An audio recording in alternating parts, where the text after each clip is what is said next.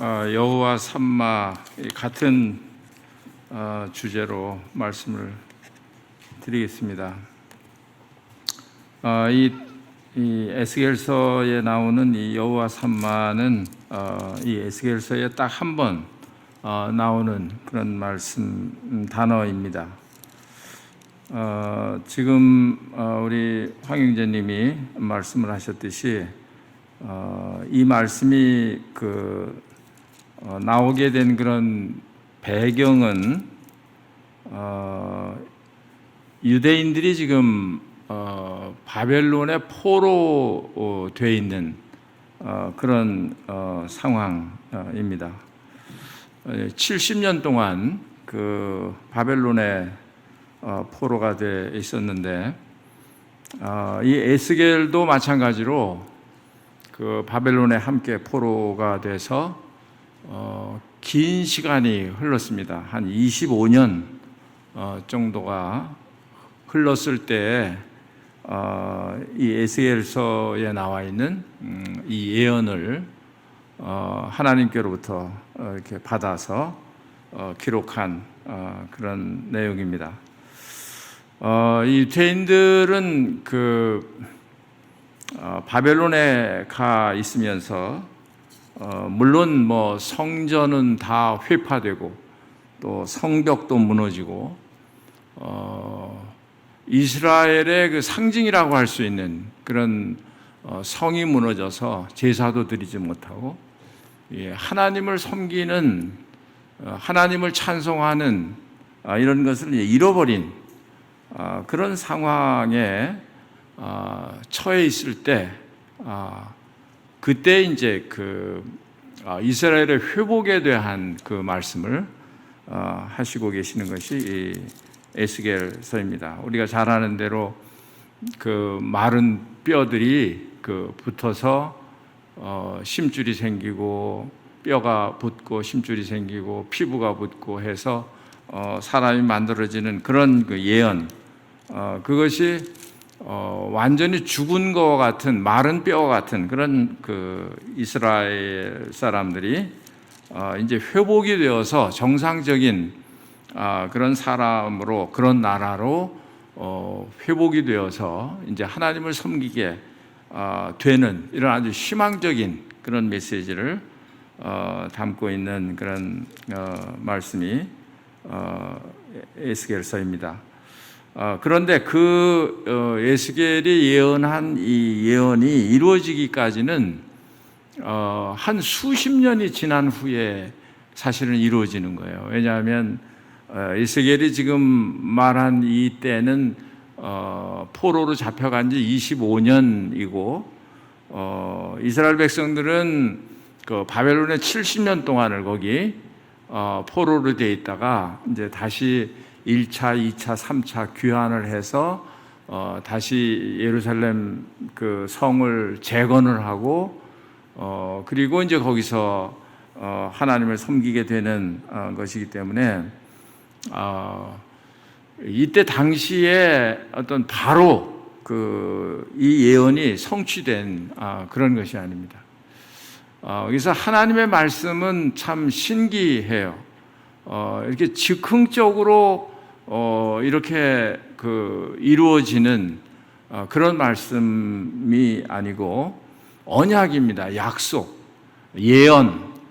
그래서 그것이 어떤 경우에는 수십 년, 수백 년 후에 이루어지는 그런 것을 우리가 성경에서 볼 수가 있습니다. 그래서 이건 금방 이루어지지 않는다. 그래서 하나님의 말씀은 이렇게 당장 눈에 보이게 이렇게 이루어지는 그런 말씀이 아니고 정말 믿음이 없으면 인내하는 것이 없으면 이 말씀이 이루어지는 것을 보기 어렵죠. 믿음이 없으면 이 말씀이 성취되는 것, 그 언약이 성취되는 것을 못 보는 거예요. 그만큼 이 하나님의 말씀은 어떤 즉흥적으로 이렇게 만들어진 그런 말씀이 아니라 예수님의 오심서부터 모든 것이 다 그렇습니다.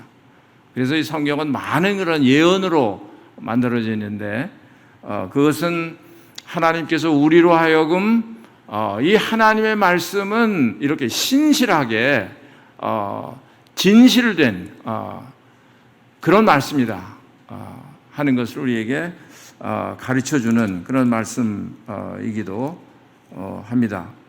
그러니까 여호와 산마다 지금 당장 그 여호와께서 거기 계시는 것이 이루어진 것이 아닌데 여기 성경에 예언한 대로 이제 그 후에 그 이스라엘 백성들이 귀환한 다음에 성전을 재건하고 그리고 그 성읍 이름을 여호와 산마라 이렇게 칭했던 그런 것을 볼 수가 있습니다. 그때 당시에 그 이스라엘 사람들은 굉장히 난처하고 또 가련한 그런 아주 불쌍한 그런 상황에 놓여 있었던 것을 우리가 시편을 통해서도 알 수가 있는데요. 시편 137편에 보시면 같이 펴서 한번 읽어보시면 좋을 것 같습니다. 시편 37편 1절에 이 유대인들이 그 바벨론에 포로되었을 때 그 처지를 기록한 노래한 그런 말씀입니다. 우리가 바벨론의 여러 강변 거기에 앉아서 시온을 기억하며 울었도다. 그렇죠. 남의 나라에 가서 지금 낯선 나라에 가서 예루살렘, 자기 고향 예루살렘, 과거에 좋았던 그 시절을 생각을 하면서 기억하면서 울었다 그랬습니다. 그 중에 버드나무에 우리가 우리의 수금을 걸었나니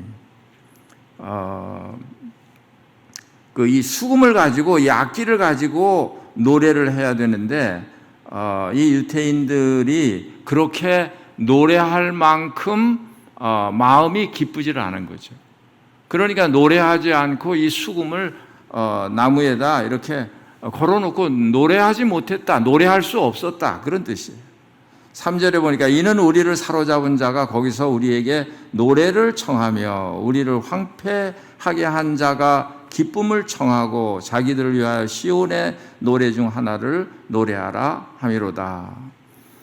그 바벨론에 있는 사람들이 아주 자기들을 즐겁게 하기 위해서 자기들의 기쁨을 위해서 그 예루살렘을 황폐하게 한 그 사람들이 네 고향 노래 좀 해봐라. 그 시온에 네 예루살렘에 있을 때 그 고향 노래 좀 들려줄래? 이렇게 말한다. 그거예요. 이건 자기의 기쁨을 위해서 그러는 거예요. 어떤 생각이 들었냐면요. 우리 나라가 그 일본의 그런 압제하에 있을 때 그때 그 우리 한국 사람들이 그런 노래 불렀다고 그러잖아요. 그 봉선화라는 노래 아시잖아요. 울 밑에 선 봉선화야 내 모양이 처량하다. 그런 노래를 이제 불렀는데 이 봉선화가 참 처량하게 보인 거죠, 사실은.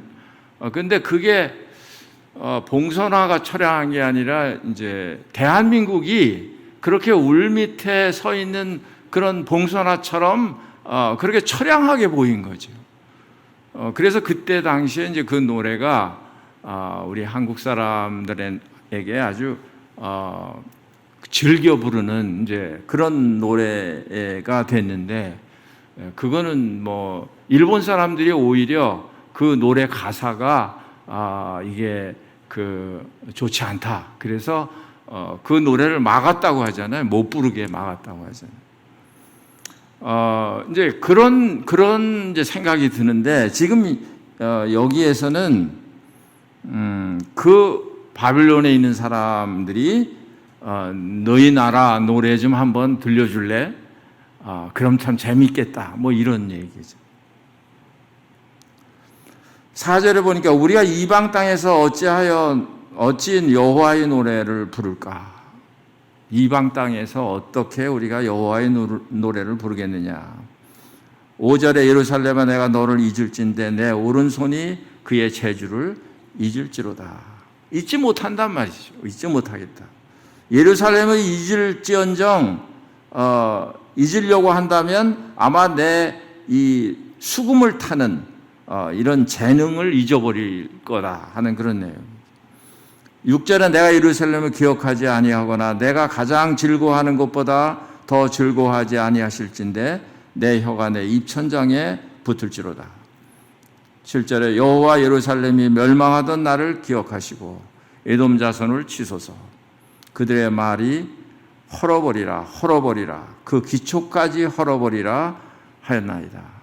그러니까 이 이스라엘 사람들 마음속에는 나라를 잃어버린 이렇게 포로가 돼서 지금 아주 어려운 중에 있는 이런 것이 마음에 한이 되어 있는 거죠.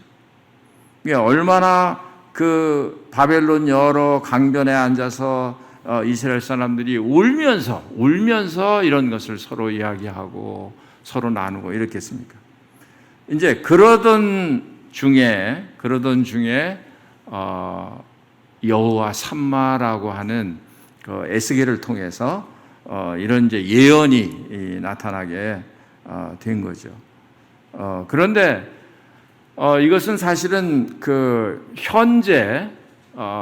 현재를 얘기하는 거죠. 이 에스겔서 마지막 장 마지막 절에도 가서 이제 성전을 짓고 문을 어떻게 하고 제사를 어떻게 드리고 이런 것에 대해서 쭉 얘기하면서 여호와 삼마, 여호와께서 거기 계신다. 그러니까 성전 안에 계신다. 성전을 다 이렇게 만들어 놓고 그 가운데서 이스라엘 사람들이 하나님 앞에 제사를 드릴 때 그런 모양을 생각하면서 거기에 여호와께서 계신다. 현재는 사실은 계시지 않죠. 왜냐하면 성전 자체가 없으니까.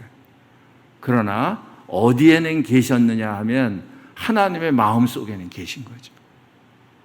실제 성전은 무너지고 여호와께서 계실 만큼 그런 성전의 모습이 아니지만 그러나 하나님은 그걸 잊지 아니하시고 이스라엘 백성들을 잊지 아니하시고 이스라엘 백성들이 오랜 세월 동안에 이렇게 포로 생활을 하면서 슬픔을 겪고 있는 이것을 잊어버리지 아니하시고 기억하고 계셨다는 거예요. 그러니까 미래에 일어날 일에 대해서 미리 말씀하시는 거예요. 여호와 삼마, 여호와께서 거기 계셨다. 그러니까 하나님의 백성들은 어느 상황에 처해 있든지 간에 내가 이스라엘 백성들 경우에는 이스라엘 백성들이 잘못해서 하나님을 거역하고 범죄하고 하나님을 떠나고 우상을 숭배하고 이렇게 해서 예루살렘이 멸망하게 되고 바벨론으로 포로가 된 것처럼 우리가 잘못해서 그렇든지 아니면 그렇지 않아도 우리는 그런 여러 가지 그런 하나님이 안 계신 것 같은 하나님이 나와 함께 계시지 않는 것 같은 하나님이 나를 잊어버리신 것 같은 그런 상황에 놓이게 된다는 말이죠. 그럴지라도 그런 상황에 놓이게 될지라도 하나님은 잊지 않으신다는 거예요.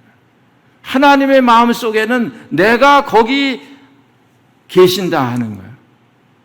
예, 얼마나 놀라우신, 신실하신 그런 하나님이세요. 이스라엘에 대한 약속 때문에 그렇습니다. 이런 것은 우리가 여러 성경에서 찾아볼 수가 있습니다. 이 말씀을 생각을 하면서 야곱 생각이 났는데 야곱 창세기 28장에 보면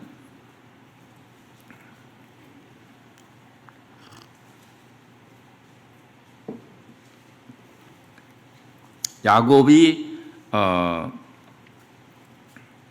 이제 이삭이 나이가 많아서 늙어서 이제 자식들에게 축복을 하고 세상을 떠나야 되는 그런 이제 상황이었는데, 이 이삭이 큰 아들 에서에게 가서 짐승을 잡아다가 잘 맛있게 요리를 해서 나에게 가져와라. 그러면 내가 마음껏 내게 축복을 해주겠다. 이렇게 말했습니다. 그래서 에서는 이제 짐승을 잡으러 바깥으로 나간 거예요. 이것을 이제 그 어머니가 듣고 야곱에게 말하기를, 너희 아버지가 지금 이렇게 말씀을 하셨다.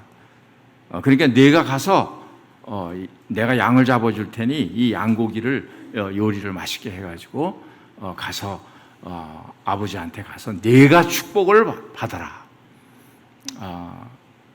그래서 어머니 말씀대로 이 야곱이 사실은 아버지를 속인 거죠.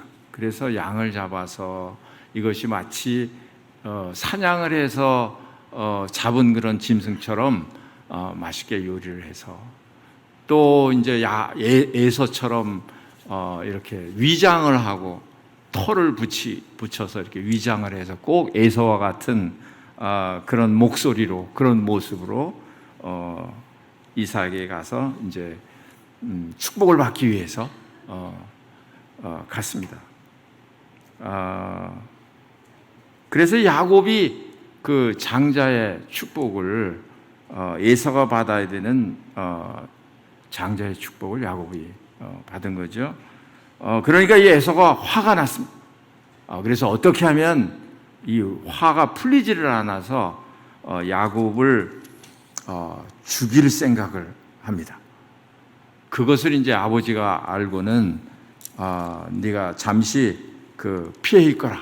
삼촌네 집에 가서 피해 있으라. 이렇게 이야기를 합니다. 그래서 야곱이 거기를 떠나서 하란에 있는 이 삼촌네 집으로 가고 있었습니다. 중간에 밤이 어두워졌어요. 그래서 돌베개를 하고 아무도 없는 곳에서 이렇게 잠을 자는 이런 이제 장면이 나오는데, 그때 야곱의 심정은 좋았을까요? 지금 자기 형이 자기를 죽이려고 하기 때문에 그것이 이제 무서워서 피해서 이렇게 도망가는 그런 이제 상황이기 때문에 아마 외롭고 고독하고 아마 이 야곱은 하나님이 자기와 함께 계신다 이런 것을 느끼기에는, 그런 것을 알기에는 너무 상황이 어려운 그런 상황이었죠. 그래서 돌을 가져다가 베개를 삼고 거기 누워서 자는데 꿈에 사닥다리가 놓여져 있고 하나님의 사자들이 오르락내리락 하는 것을 이렇게 보는 그런 신기한 그런 꿈을 꾸게 됩니다. 그러면서 그 꿈을 꾸고 난 다음에 28장 16절에 보니까 야곱이 잠이 깨어 이르되 여호와께서 과연 여기 계시기를 내가 알지 못하였도다. 이 고백을 이제 야곱이 하는 거예요. 과연 여기 계시거늘 내가 알지 못하였도다. 유태인들이 바벨론의 포로가 됐을 때 하나님이 안 계신 것처럼 하나님이 없이 이렇게 살았던 그런 모습과 비슷한 그런 마음의 상태였겠죠. 야곱도 마찬가지였습니다. 여호와께서 여기 계시는데 내가 알지 못했다. 우리가 어려움을 당할 때 이렇게 야곱처럼 이스라엘 사람들처럼 이렇게 하나님 앞에서 완전히 하나님이 없는 것처럼 버림받은 것처럼 이렇게 그런 처지에 있을 때, 그럴 때 하나님을 기억하기란 그렇게 쉬운 것이 아니에요. 우리의 믿음이 그렇게 잘 되지 않습니다. 우리 황 형제님이 지금 아까 말씀한 대로 이렇게 어려움을 당하게 될 때, 그럴 때 우리는 당황하게 되고 또 왜 하나님이 나를 이런 환경으로 이렇게 모르셨나, 이런 이제 생각을 갖게 되고, 막 걱정과 근심과 내 장래가 어떻게 될 것인지 이런 것에 대해서 의심하고 이렇게 하는 것이 더 많지, 이런 어려움을 당할 때 여호와께서 나와 함께 계신다 이렇게 생각하고 그런 믿음을 가지는 경우가 그렇게 쉽지 않다는 거예요. 그럼에도 불구하고 내가 그렇게 알지 못하고 있을 때에도 과연 하나님은 함께 계셨다는 거예요. 이게 놀라운 일이잖아요. 우리의 믿음과 상관없어요. 우리는 그냥 막 그 외로움과 고독 속에서 막 고통을 당해요. 그런데 나는 하나님이 나와 함께 하시는 것을 알지 못해요. 그러나 내가 알지 못한다고 해서 그 하나님이 나와 함께 계시지 않는 게 아니라는 거예요. 그걸 야곱이 깨달은 거예요. 유태인들에게 그런 상황이 지금 내 유태인들 앞에 전개되지 않았지만, 그러나 에스겔이 예언한 그 말씀처럼 예언은 반드시 이루어진다 아까 말씀을 드렸죠. 예언은 반드시 이루어지는 것처럼 상황이 그렇지 않은데 이미 벌써 수십 년 전에 에스겔을 통해서 이스라엘이 회복될 것에 대해서 예언을 하시는 거예요. 그러니까 우리의 믿음과 상관없이 하나님께서 그렇게 하신다는 거예요. 제가 지난 이 과거를 이렇게 더듬어 볼 때 과연 그렇습니다. 과연 여호와 삼마, 여호와께서 거기 계셨다. 그런데 나는 알지 못했어요. 그래서 불안하고 이런 가운데 있었지만, 그러나 여호와 삼마 거기 계셨다. 우리가 바라건대는, 하나님께서 우리에게 바라건대는 아마 우리들에게도 하나님이 그걸 원하실 거예요. 아마 우리는 세상 사는 동안에 그런 경우를 많이 만나게 될 거예요. 너무 당황스럽고 이런 경우, 나 홀로 있는 것 같은, 이 세상의 모든 사람들이 다 나를 버리고 홀로 있는 것 같은 그런 경험을 갖게 될 거예요. 하나님께서 우리에게 원하시는 것은 뭐냐면, 그런 상황 중에서도 하나님은 떠나지 않고 거기 계셨다는 거예요. 거기 계셨다. 이게 후에는 실제로 하나님께서 임마누엘이 되셔서 우리 가운데 오셨습니다. 그 이름을 예수라 하라. 이는 자기 백성을 죄에서 구원할 자이십니다.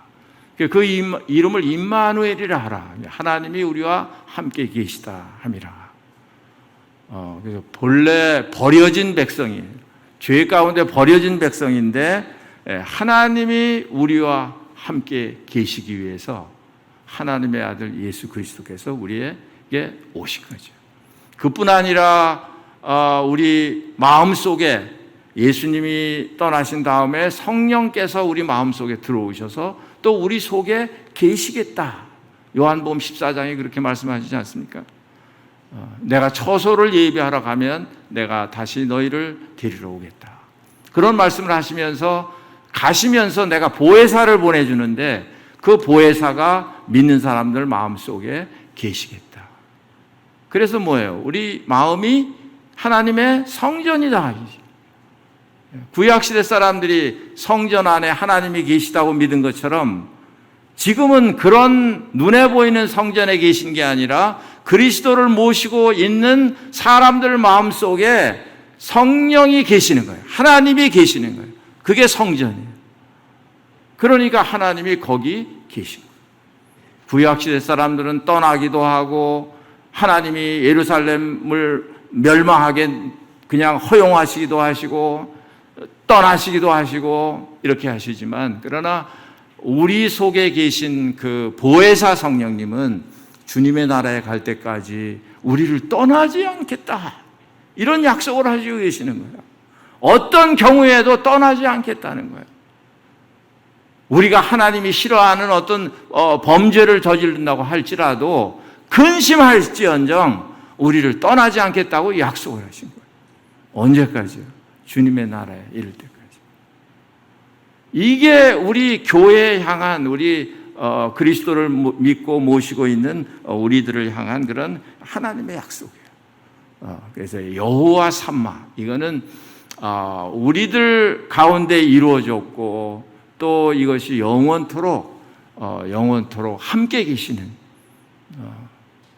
영원토록 우리와 함께 계시는 이런 이제 아주 이 여호와의 이름 중에서 여호와 삼마라는 것은 우리를 회복시키시고, 아까도 말씀하셨습니다만 이스라엘 백성들이 물론 이제 바벨론에서 포로가 된 상태에서 돌아와서 두 번째 성전을 다시 재건축을 하잖아요.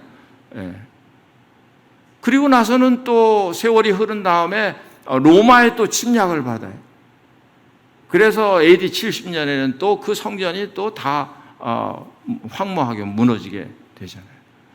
그러니까 이 세상에는 영원한 도성이 없는 거예요. 이 세상에는 그런 이스라엘 사람들이 꿈꾸는 그런 현실이 이 세상에는 사실은 이루어지지 않아요. 그러니까 히브리서 11장에 보니까 아브라함도 뭐예요? 아브라함도 그 영원한 그런 도성을 바랬다, 이런 말씀이 나오잖아요. 영원토록 우리와 함께 계시는 그 하나님, 또 이 세상에서 우리가 알지 못하는 그런 어려운 상황에 처해 있을지라도 그래도 여전히 우리와 함께 계시는, 거기 계시는 하나님, 우리 주님, 그 하나님이 여러분의 하나님이고 저의 하나님이세요. 기도하겠습니다.